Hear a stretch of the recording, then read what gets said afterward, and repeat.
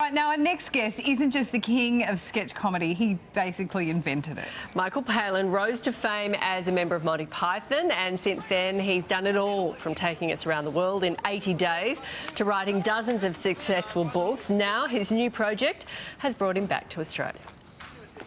His sketches are legendary. Oh yes, the Norwegian blue. What's wrong with it? I'll tell you what's wrong with it. It's dead. That's what's wrong with it. No, it's resting, look. Look, my lad, I know a dead parrot when I see one, and I'm looking at one right now. Often absurd. Your type makes me puke. You vacuous, toffee-nosed, malodorous pervert! Look, I came in here for an argument. Oh, I'm sorry, this is abuse. Oh. And always guaranteed to make you laugh. What's funny about Bigger Stickers? Well, it's a joke name, sir. I have a very great friend in Rome called Bigger Stickers. As far as comics go, Michael Palin is the master. Realise, of course, that Rosamund is still rather young.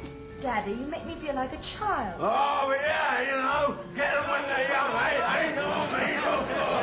And now he's giving audiences the opportunity to get up close and personal. Ladies and gentlemen, before the play starts, I would like to apologise to you all. His new live show, Michael Palin Live on Stage, premieres in Melbourne tomorrow. And in true Palin style, it's going to be a riot. And Michael Palin joins us now. I'm sure it will be a riot. Well, I hope not a riot, but as long as they pay. No, I don't know. In the nicest sense of the word. It'll be fun. It always is, and Australian audiences are great. Well, welcome back. We do love Thank you. you. I was just saying earlier in the commercial break, I just see you on television and you make me smile.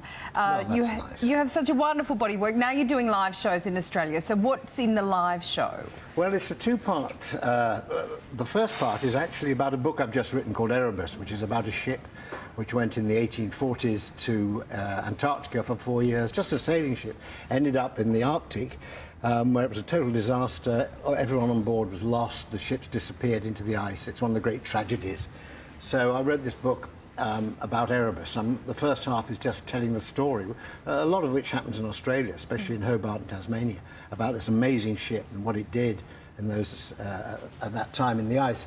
And then the second half is really about comedy and where it came from, and why I've written a history book, and I'm also a comedian, and they all work together. My three favourite subjects at school were history, geography and comedy, so they sort of come together. And did in Python, you know.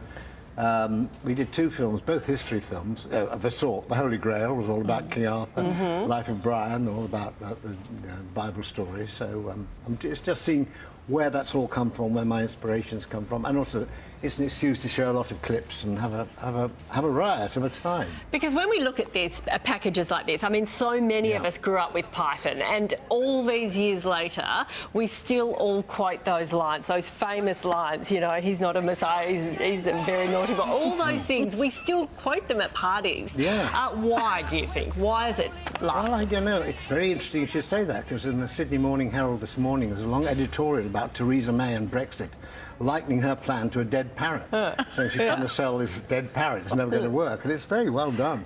And so I suppose there are enough people who know about Python now for an editorial in a newspaper to say, well, you know, we can use a Python image to sort of show what's happening in the world. I don't know why things stay, but they just do. And once they're there, like the parrot, it's always going to keep coming back.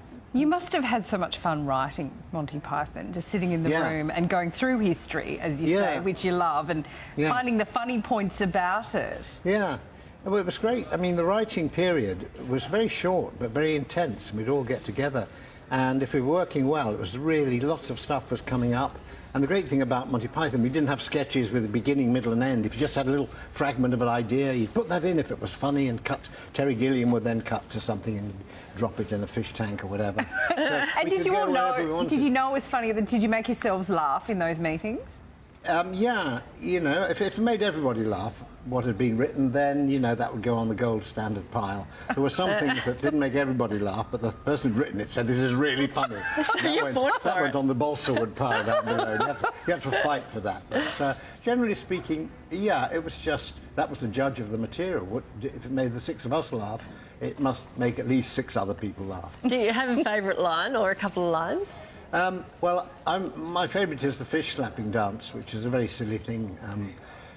which we just improvised really by the side of a lock, and it was just an ancient English sort of country dance that we devised where I hit John Cleese with little fishes, and then he hits me with a very big fish and knocks me into a lock. It's totally stupid, absolutely pointless.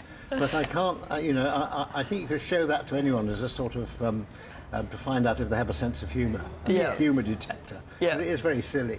And you've got to be silly in this world, haven't you? Yeah. Michael Palin, it is so good to see you again. Well, thank you. Welcome back to Australia. Thank you. Yep, good on you. It is just silly and stupid and wonderful. Thank you very much for coming in. Thank you. And if you want to see Michael Palin live, you will find out all the details on the Sunrise website. Go to it. And hurry off to Hobart now. Hobart, yes, I get around. Well, he does get around.